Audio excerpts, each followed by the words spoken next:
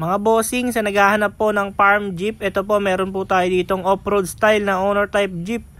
Ayan po, pang bundok po na owner type jeep, bagong assemble, pure stainless ang body. Ayan po.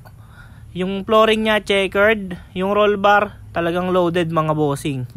Ayan, bago lahat ng gulong. Kung makikita nyo po, ayan po yung roll bar niya. Loaded na loaded, and ayan yung antena sa likod. Hindi lang nakakabit yung kanyang reserve tire. Ayan, may jerrycan po siya sa likod. Ang kinagandahan dito mga bossing, white plate na siya mga boss. Ayan po, ayan yung side view niya.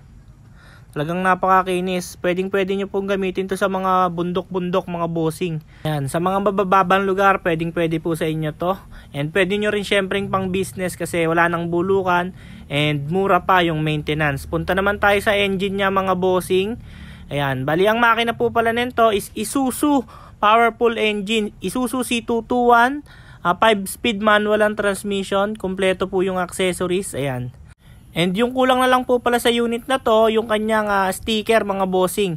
And punta naman tayo sa presyo. Sa magtatanong naman ng presyo mga boss, tawag lang kayo sa number na nasa screen and ipipin ko na lang din sa comment section kung magkano yung presyo niya at yung buong detalye mga boss. Yun lamang po. Thank you for watching.